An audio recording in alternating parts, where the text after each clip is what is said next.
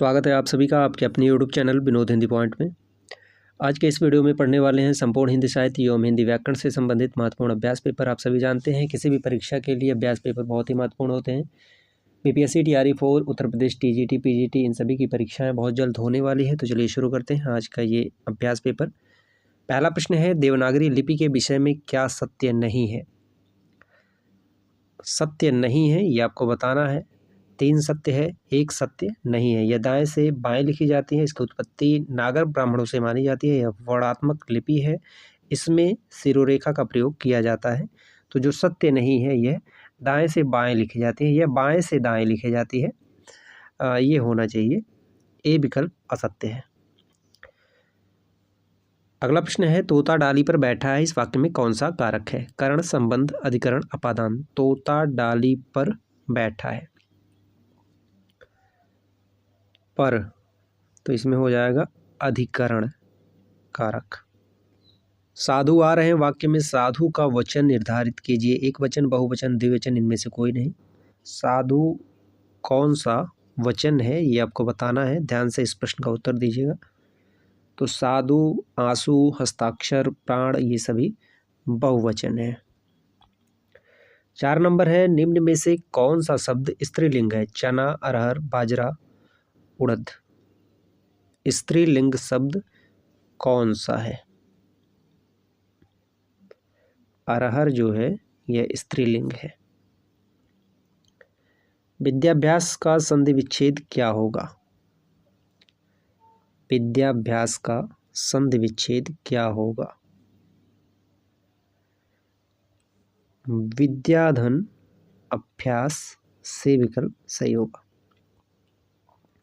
नीलगाय में कौन सा समास है? तत्पुरुष, अव्ययी भाव, कर्मधारय, द्वंद्व। द्वंद्व सही से लिखा नहीं गया है। बताइए नीलगाय में कौन सा समास है? कर्मधारय। त्रिभुज शब्द में कौन सा समास है? षष्ठी, तत्पुरुष, द्विगु समास, द्वंद्व, कर्मधारय। त्रिभुज। त्रिभुज, चौराहा, दोपहर ये सभी द्विगु समास के उदाहरण हैं। अपने हाथ से स्वयं काम करो, वाक्य का शुद्ध रूप क्या होगा? अपना काम स्वयं करो, अपने से अपना काम करो, स्वयं से काम करो, हाथ से अपना काम करो। अपने हाथ से स्वयं काम करो, इसका शुद्ध रूप हो जाएगा अपना काम स्वयं करो। रामेण शब्द रूप में कौन सी विभक्ति है? उत्तर प्रदेश TGT, PGT की जो परीक्षा होती है हिंदी विषय से, उसमें 15 से 20 प्रश्न संस्कृत के पूछे जाते हैं। रामेण शब्द रूप में कौन सी विभक्ति है? प्रथमा, द्वितीया, तृतीया, पंचमी। रामेण में तृतीया विभक्ति है। बादल का पर्यायवाची शब्द नहीं है। अब्र, जीभूत, वारिद, भरकट। बादल का पर्यायवाची शब्द नहीं है। भरकट जो है यह बादल का पर्यायवाची नहीं है। अर्वाचीन शब्द का विलोम शब्द क्या है? नवीन, प्राचीन, आदिकालीन, पाषाणकालीन। अर्वाचीन। अर्वाचीन का विलोम होगा प्राचीन। आकृति शब्द का संभिन्नार्थक क्या है? बनावट, वस्त्र, चित्र, समरूप। आकृति। तो आकृति शब्द का संभिन्नार्थक हो जाएगा चित्र। छाती के बल चलने वाला के लिए एक शब्द क्या होगा? उरग, भुजंग, कुरंग, तुरंग। छाती के बल चलने वाला के लिए एक शब्द जो हो जाएगा उरग। बरस पड़ना मुहावरे का सही अर्थ है अत्यधिक क्रोधित, वर्षा का होना, प्रेम करना, सम्मान देना। बरस पड़ना अत्यधिक क्रोधित होना। छठी का दूध याद आना का सही अर्थ क्या है? बुरा हाल होना, पराजित होना, बचपन की याद करना, भूख लगना। छठी का दूध याद आना, बुरा हाल होना। मालविकाग्नि मित्रम नाटक के लेखक का नाम बताइए। कालिदास, भवभूति, भास, भारवी। मालविकाग्नि मित्रम।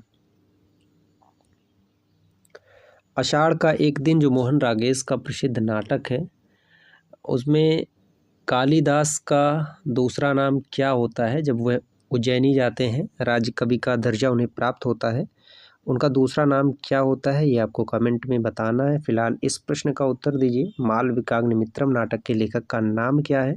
कालिदास, भवभूति, भास, भारवी। तो इसका सही उत्तर है कालिदास। इसमें से कौन सी रचना कालिदास की नहीं है? अभिज्ञान शाकुंतलम, मालविकाग्निमित्रम, विक्रमोर्वशीयम, प्रतिभा नाटकम। कौन सी रचना कालिदास की नहीं है? प्रतिभा नाटकम ये कालिदास की रचना नहीं है। अभिज्ञान शाकुंतलम का हिंदी अनुवाद किसने किया था? राजा लक्ष्मण सिंह ने। ये प्रश्न कई बार पूछा गया है। मालती माधव रचना के लेखक का नाम बताइए। भवभूति, कालिदास, भास, श्रीहर्ष। मालती माधव रचना के लेखक का नाम क्या है? तो इसका सही उत्तर हो जाएगा भवभूति।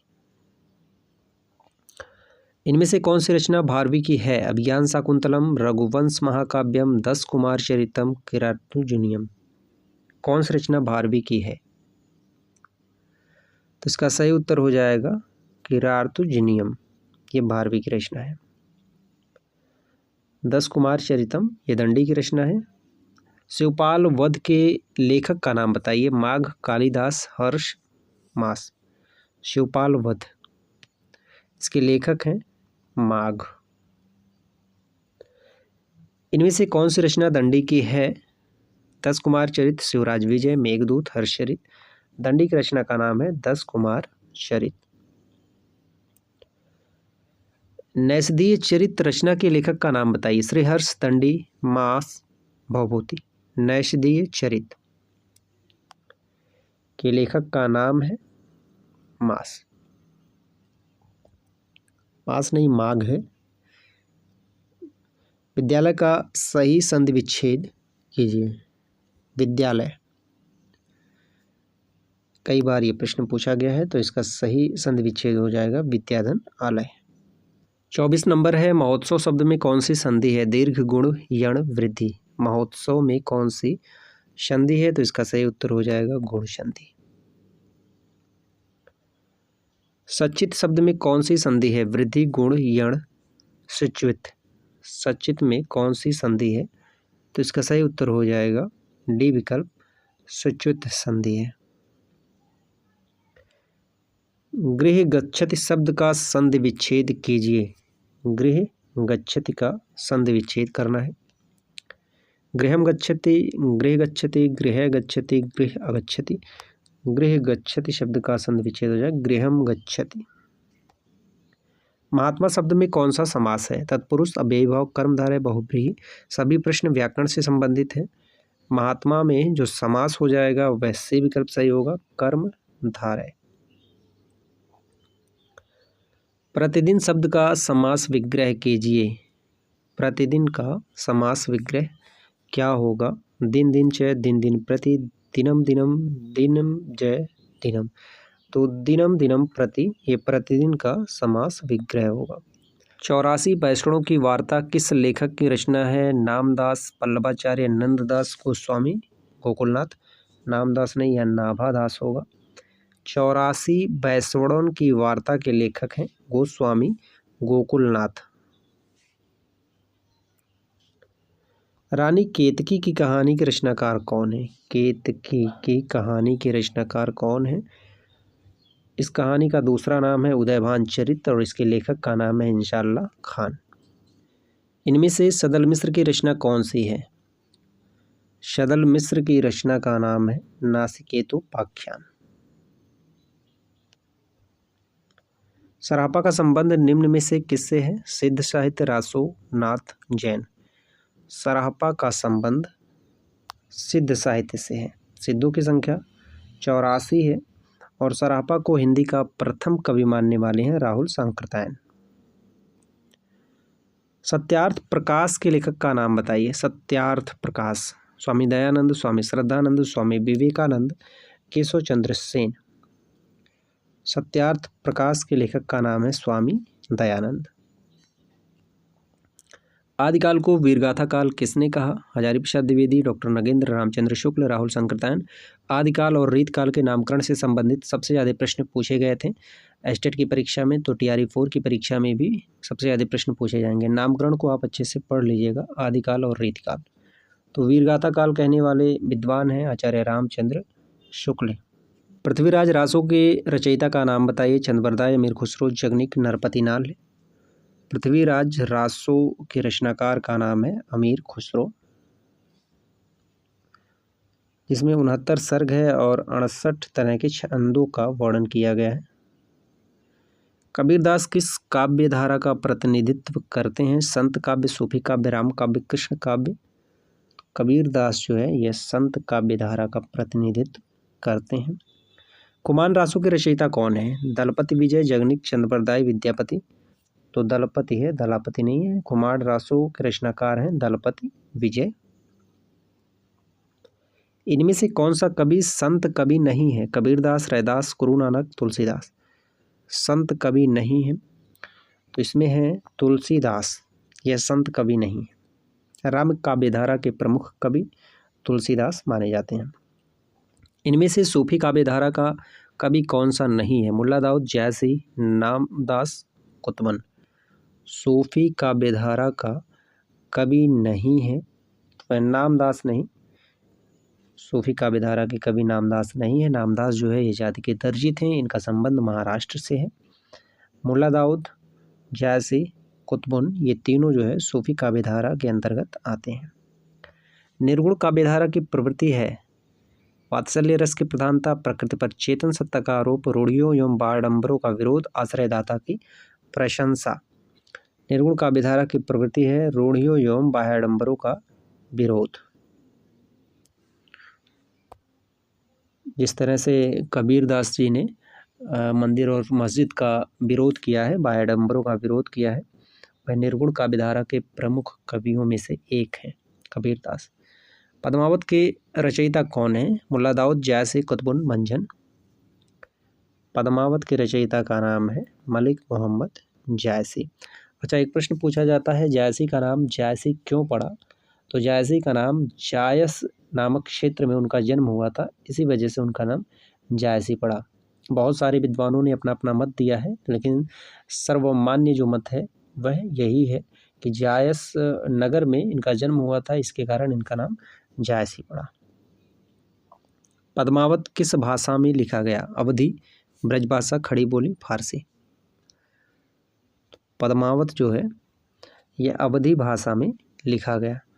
पद्मावत में रानी पद्मिनी जो नायिका हैं और रतन सेन नायक हैं, इसमें जो गुरु की भूमिका निभाते हैं वह एक तोता रहता है सुगा, और शैतान के रूप में अलाउद्दीन खिलजी है। पद्मावत जैसी के प्रसिद्ध कृति है गुरु सुगा जही पंथ दिखावा, इस तरह से कहा गया है गुरु सुगा के बारे में। अष्टयाम के रचयिता कौन है? सूरदास, गोकुलनाथ, नावादास, पल्लवाचार्य। अष्टयाम तो इसके रचयिता हैं नावादास। आज की प्रश्नोत्तरी यहीं पर समाप्त होती है। मिलते हैं अगले वीडियो में कुछ नए प्रश्नों के साथ। वीडियो से संबंधित आपका कोई सुझाव हो तो आप कमेंट करके ज़रूर बताएं। अष्टयाम के रचयिता कौन है? सूरदास, गोकुलनाथ, नावादास, पल्लवाचार्य। तो अष्टयाम जो है यह नावादास की प्रसिद्ध रचना है। ठीक है, इसमें 8 पैरों का वर्णन किया गया है। पल्लवाचार्य की एक प्रसिद्ध कृति है, अधूरी कृति है, अणुभाष्य। अणुभाष्य जो है यह वल्लभाचार्य की रचना है, अधूरी है, यह भी महत्वपूर्ण है। तो आज की प्रश्नोत्तरी यहीं पर समाप्त होती है। वीडियो से संबंधित आपका कोई सुझाव हो तो आप कमेंट करके ज़रूर बताएं और वीडियो को शेयर करें। मिलते हैं अगले वीडियो में कुछ नए प्रश्नों के साथ, तब तक के लिए नमस्कार।